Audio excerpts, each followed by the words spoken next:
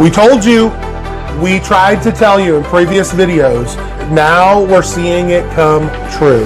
With all of the influx of foreign citizens in Mexico, things are starting to change. The way you come in and all of the requirements, some of those things are starting to tighten up. This is Craig. And this is KJ. And this is Truly Remarkable Life. Stay tuned.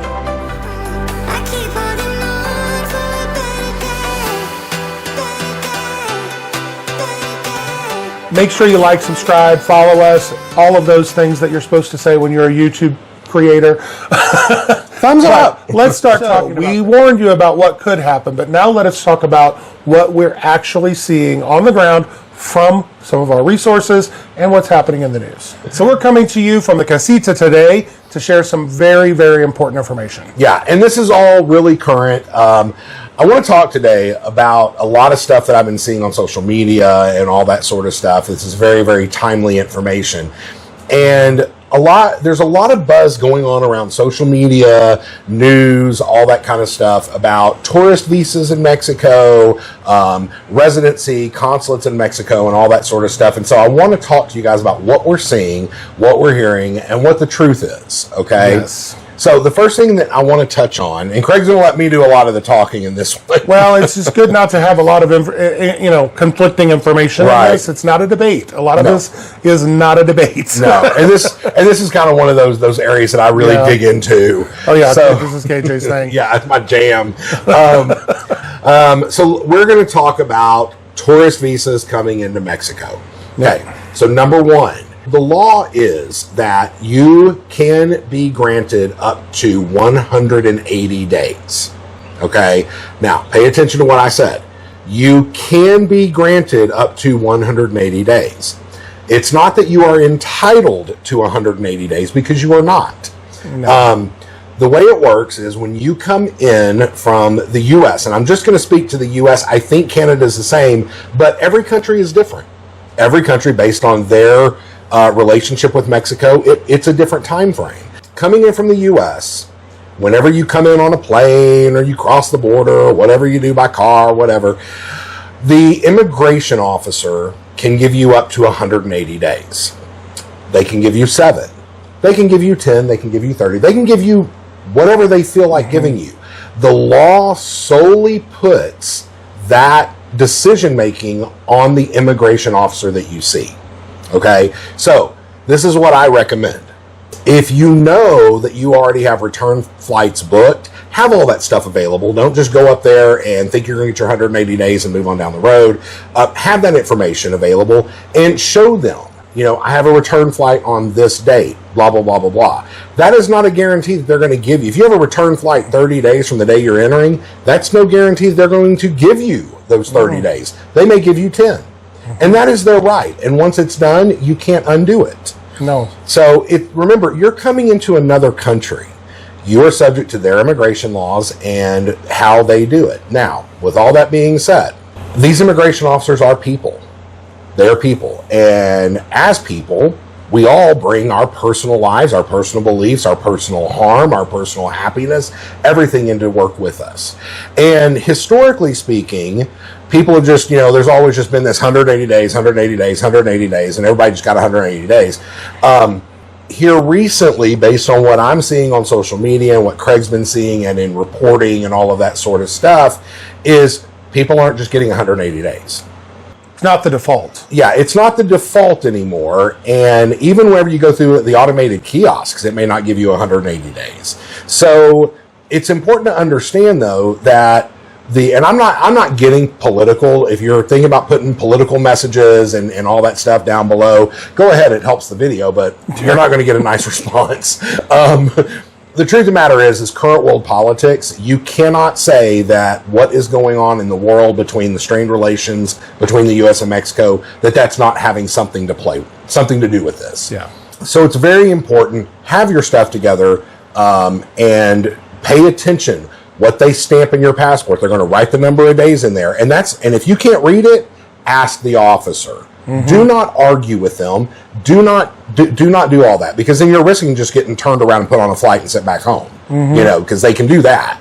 So just if you can't read the number, ask them what it is. There is also a way that you can get online and check your digital FMM.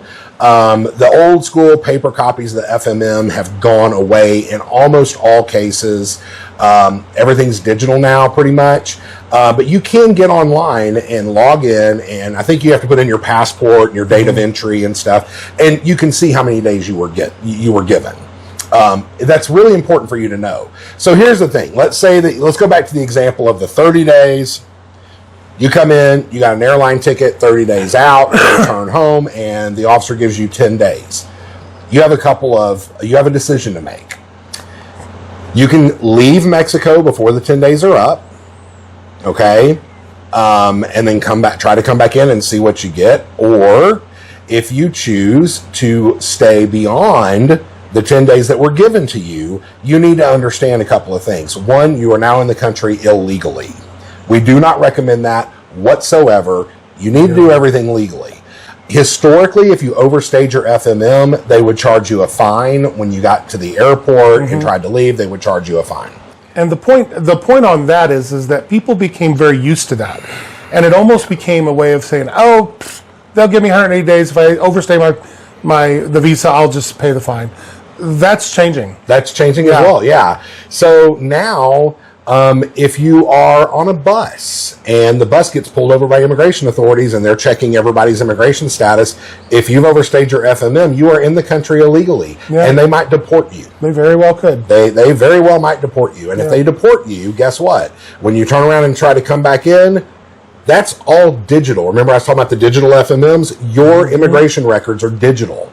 It's right there in front of those officers. Every time you go in through immigration, it's right there in front of them. They can see it. And it's just a status. So they're not going to, they don't have your details of, oh, they had a return flight for 30 days and we only gave them 10. They don't see that. No. They say you were deported illegally or not. You were here illegally and you got deported. And so that's not going to bode well for you when you try to come back. Exactly. So we highly recommend do all of this legally. Yes. Make sure you know what you're doing and do it legally. And there are some, I guess, hoops you could say that you have to jump through. And part of that is understanding or maybe double checking your FMM, doing your due diligence and doing it nicely. And it doesn't necessarily mean that they're anti-you or anti-foreigner. It means that that's what they perceive those rules to be. So I want to jump into people who are immigrating to Mexico, and they're doing it as tourists. So for years and years and years and years, because they were just carte blanche giving the 180 days, that became a workaround that people were using to live in Mexico and not going through the residency process.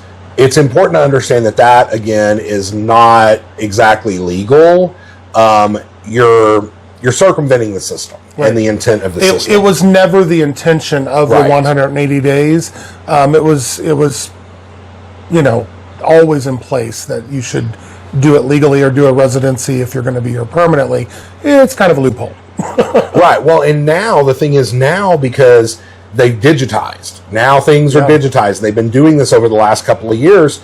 Now, whenever you go through the immigration at your port of entry, be it an airport or whatever, they pull up your information or they type your information in. It pulls up your record of immigration here. Yeah. And if they can see that you're doing 180 days, and you're just doing this over and over and over, leaving the country on day 178, you're gone for 3 days, you turn around and come back in, you got 180 days, day 175, you're back out for 2 days.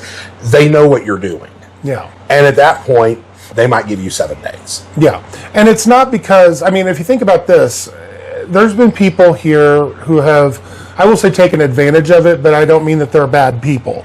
This is just the way, they love Mexico, they want to live here. Maybe they're extremely responsible and extremely kind and wonderful people, but they've been using that for a long time. The loophole. To live here.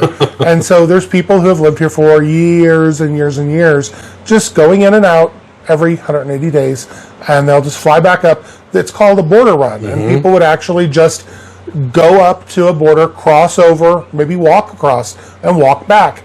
and then get their new 180 Or go days. spend the weekend in Guatemala or El Salvador. Go take a weekend trip. I mean, that was a very common thing for people. And they're not applying for residency even sometimes when they qualify for it. Yeah. And they're just not wanting to go through that hassle. So. Right. And it's important to know, I mean, if this is your situation, you know, they're going to see your records, and they may give you 7 days, or they may look at you and tell you, no, you've been living here and using this. We're denying you entry. You need to go back and apply for residency. Yeah. So to do it correctly. And so all of these are things that we've actually heard firsthand from different people. Yeah. Maybe it's not as prevalent right now, but it is definitely increasing. absolutely it's increasing. And so we always advise everyone to do everything legally.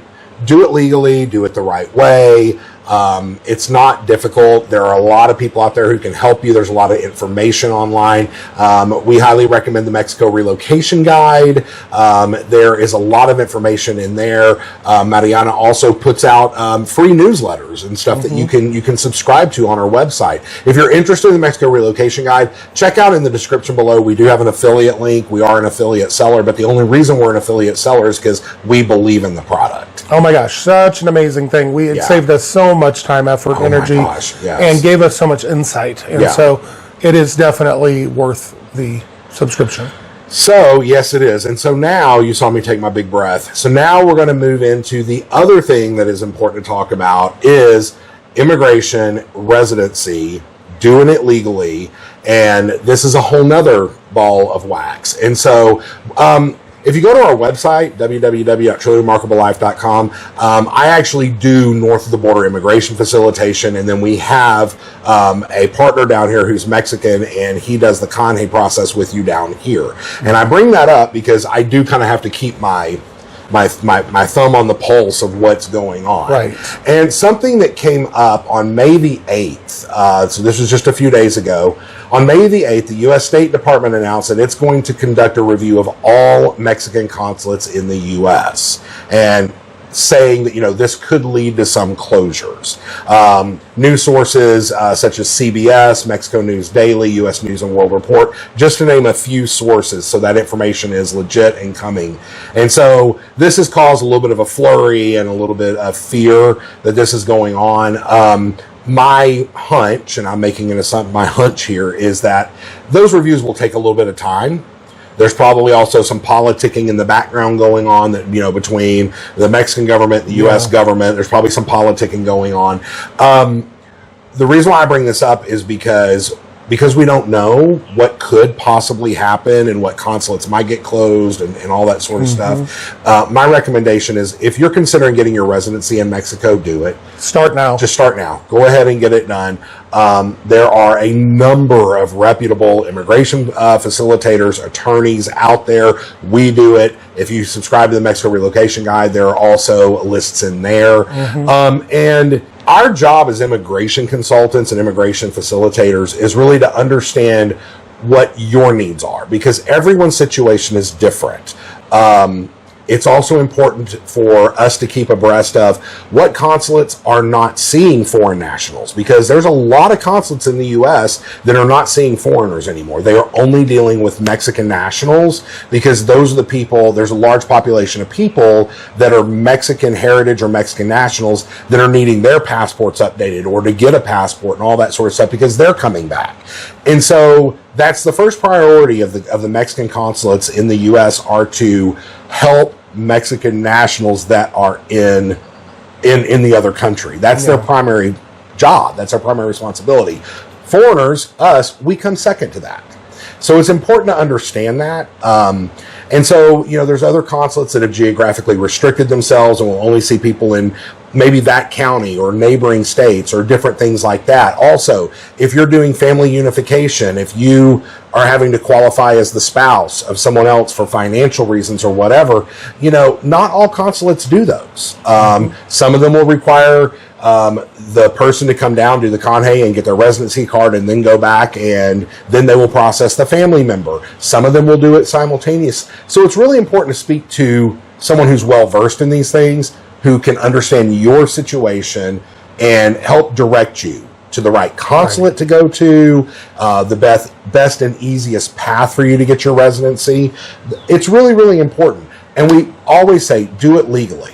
100%. Yes, do it legally. If you're moving to Mexico, get your residency. Yes, and you may have a very straightforward situation, and it very well may go smoothly for you, but it may not, and there could be some hiccups along the way. Having exactly what you need when you walk in there, knowing how to approach the situation, how to converse with people there, all of it is very, very important. And if the more complicated your situation gets, the more hoops you're going to have to jump through. That's Absolutely. just all there is to it. Absolutely. Yeah, you're not applying for a Blockbuster video card. You're applying for legal residency in a different country. There will be hoops. Oh, absolutely. Yeah.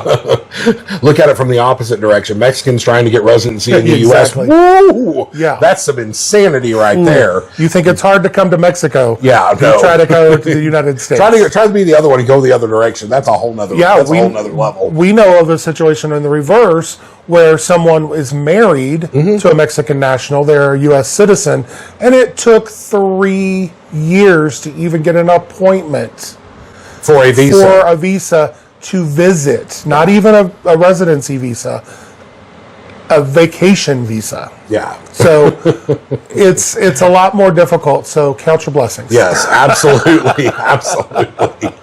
So something else that we wanted to touch on are the increasing monetary amounts for so many different things. Over the years that we've been here, we have seen the requirements for both income or assets to get residency have gone up, and they've gone up significantly. So it's something to pay attention to. If you are right on the cusp of qualifying, not qualifying, and you're thinking about getting your residency, just do it. Yes. Because next year it's probably going to go up. The other thing is we've seen the fees for renewing your temporary residency. They have gone up, and this year they went up a lot. Yes. Both temporary and permanent, whenever you first get your permanent mente. The fees have gone up considerably, and they're just expected to keep going up.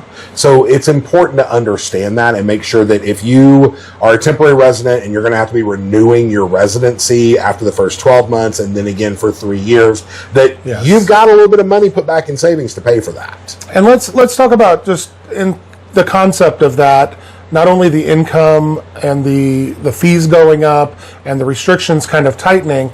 Why is that? Because more people are trying to come to Mexico. Whatever the reason, I'm not going to go into that. But there is an influx of people trying to go into Mexico. Yes. In fact, some of the consulates get so overwhelmed with appointments, like he said, that they just stop seeing people for a while because they can't handle all of the incoming residency requests. Yeah. And so it makes sense that the fees would go up because it takes more to manage that process. They're having to put more energy into that process. If they feel it's necessary to restrict people from 180 days down to just the 10 or 7 or 30, then obviously that's going to mean more resources to keep managing that on a more frequent basis. It's going to go up. That's just, and plus economy and blah, blah, blah. And I think it's very important to point out that this is nothing new. No. These laws have always been on the books. Yeah. Mexico chose to be a little lax in their enforcement of that. And so now they're just enforcing their own laws a little more stricter. They're enforcing them a little more stricter than they had in the past.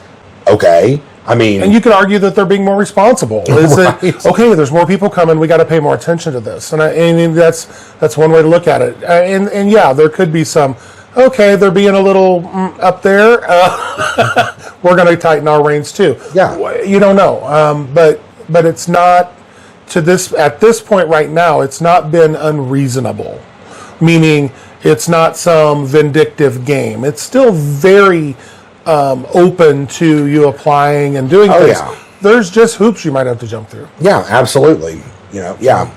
But we don't know what the politics are. And you don't know where it's going to go. And that's the thing, is we've just seen things getting tighter and tighter. And through social media posts, I follow several different immigration attorneys here in Mexico that deal with immigration and all that, who are actually posting about these sorts of things. And so we see it happening. We see things tightening and that sort of stuff. And so if this is something you're considering doing, do it. And do it legally. And if you're doing the 180 day border runs and have been for a period of time, you really need to consider getting your residency and making yourself legal, because all indicators, all signs, what is it, the Magic 8 Ball says? All signs point to. All signs point to that is going to go away as an option for you. And a lot of the information that we're talking about today is not only just things that we've seen personally, but there are articles all over the internet about this. I would strongly encourage you to look up some of those articles using objective sources. If it's something that you're like, this is my side of the fence's news outlet, maybe go beyond. Maybe look at something that's a little more objective. Even go to the State Department, read their websites. I don't even trust that. Yeah, but at least it'll tell guidelines. Check out news sources that are not U.S. news sources. Yes, that's what I was going to say. Try, European sources. Go directly to the Mexican newspapers and the Mexican news sources and translate the page. You can translate the page using the tools on your page. And see what they're saying. Because it definitely can give you a different perspective. Whoever's right, whoever's wrong, you need to understand the full gamut of what's being said. And this is not this is not a political video. We're not getting into the politics. These are facts. These are just facts. This is what's happening. We don't need a whole bunch of comments about the politicking and all of that kind of stuff. Hey, go for it. I mean, the more comments you put on my page, the more people see this video. So, go for it. If you like the video, give us a thumbs up. Yes, give us a thumbs up, follow, subscribe, and go check out those other resources that we mentioned in here. At least give them a shot, Mexico Relocation Guide, and look at some of the guidelines. Start familiarizing yourself with it now. If you're looking at this process even for the future, you might want to do it now. Exactly. And if you need assistance, please check out our website at www.trulyremarkablelife.com and send us fill out the contact us form, and I will get back to you and see if we can help you out. So if you haven't already, go find your truly remarkable life. Yes, indeed. We'll see you later. Bye-bye. Bye.